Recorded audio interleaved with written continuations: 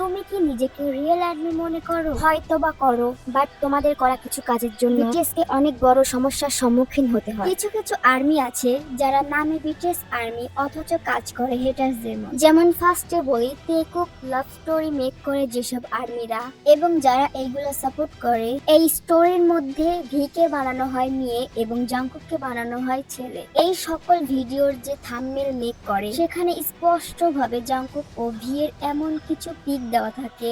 এইসব এডিট দেখে বিটিএস হেটার্সরা ভাবে বিটিএস হয়তো সমকামিতায় লিপ্ত।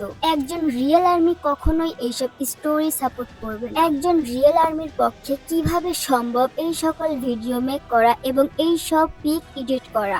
এখন হয়তো বা অনেক টক্সিক আর্মিরা আমাকে বাজে মন্তব্য করবে, বাট আমি বলবো একজন রিয়েল আর্মি কখনোই এসব সাপোর্ট করতে পারে না। এবং দ্বিতীয় বৈশিষ্ট্যের কিছু আর্মি আছে যারা বিটিএস এর নামে ভুলভাল নিউজ ভাইরাল করে শুধুমাত্র কিছু ভিউজ কামানোর জন্য। এই সকল ফেক নিউজের কারণে নিউ আর্মিদের মনে বিভ্রান্ত সৃষ্টি করে। শুধুমাত্র ভাইরাল হওয়ার জন্য বিটিএস এর নামে এক এক সময় এক এক রকম গুজব লটায়।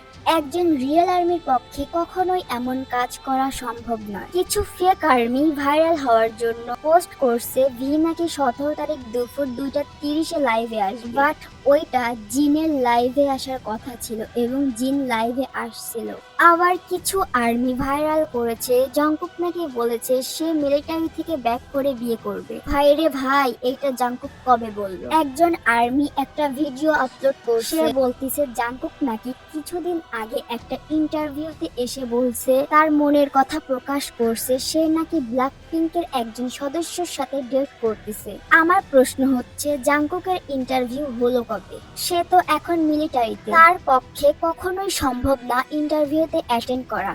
আর স্পষ্টভাবে বলা আছে ক্যাপপ আইডলরা আইডল থাকাকালীন কখনোই পাবলিকলি বলতে পারবে না তারা ডেট করতেছে। কিছুদিন আগে ভি এবং ব্ল্যাক পিঙ্কের জেনিকে নিয়ে কিছু ফেক নিউজ ভাইরাল করছে তারা নাকি ডেট করতেছে। এর জন্য ভি কে অনেক সমস্যার সম্মুখীন হতে হয়েছে। যদি নিজেকে রিয়েল আর্মি মনে করো তাহলে এই সকল ফেক নিউজ থেকে দূরে থাকো। এইসব ফেক নিউজ ভাইরাল করে ফ্যান্ডমের মধ্যে ঝামেলা সৃষ্টি করবেন না। একজন রিয়েল আর্মির কাজ নিয়মিত ভোট দেওয়া এবং তাদের ওয়েভার্সের লাইভে জয়েন করা এবং তাদের গান বেশি বেশি স্ট্রিম করা।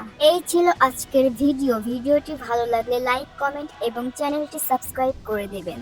সবাই ভালো থাকবেন, সুস্থ থাকবেন। দেখা হবে নেক্সট কোনো ভিডিওতে। ধন্যবাদ।